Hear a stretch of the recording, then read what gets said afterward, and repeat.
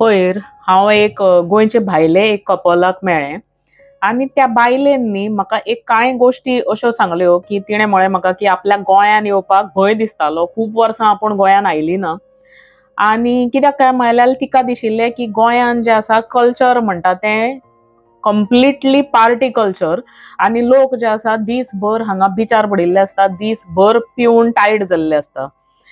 तर तिका हें जेन्ना कळिल्लें तेन्ना ती येवपाक भिताली. पण ह्या फावटी जेन्ना ती आयली तिणें गोंयची दुसरी बाजू पयली, म्हणजे तिणें देवळां पयलीं, चर्चीस पयल्यो, हांगा देवास्पणां चलता ती पयली, हांगाचे कल्चर पयले, हांगाचे लोक मेळ्ळे आनी ती म्हणटा अरे वा, गोंय तर म्हणटा कितलें सुंदर आसा आनी कित्याक हें अशें सांगलां. तर तिका म्हळें हांवें थँक्स टू बॉलिवूड आमचें नांव घाण करून उडयलां आनी अशें करून दाखयलां की आमी हांगा कांयच शिकप कांय ना, कांयच कामां करनात, धंदे करनात आनी आमी दीसभर बिचार पडल्या आनी पिवन आमी दीसभर टायट आसा, अशें म्हळें तांगेलें एक दाखोवपाची पद्दत आसा. आनी हाका लागून लोक आमकां मिसअंडरस्टँड करतात. तर तिका सडनली तोय शॉक लागलो की तिका जेन्ना कळ्ळें की हांव जें आसा ड्रिंक घेना, तर ती म्हाका म्हणटा अरे तूं ड्रिंकूय घेना म्हणजे आपल्याक सामकें बरें दिसलें तुका मेळून, अशें कशें.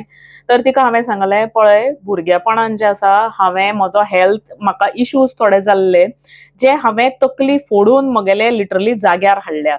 हाका लागून हांव दुसरे असली कसलीय गोश्ट जी म्हज्या हेल्थाक वायट न्ही त्या गोश्टीक हांव हात लावपाक वचना.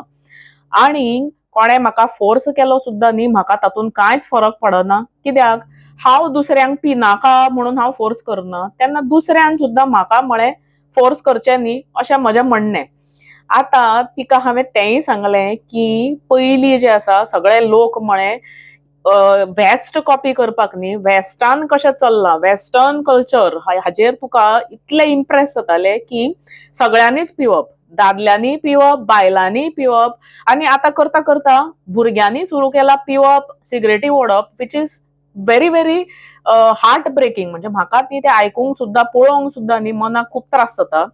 कित्याक काय म्हळ्यार हांवें आतां वेस्टर्नर्सांक पळयल्या ते उलटे आमकां इंडियन्सांक फॉलो करपाक लागल्या.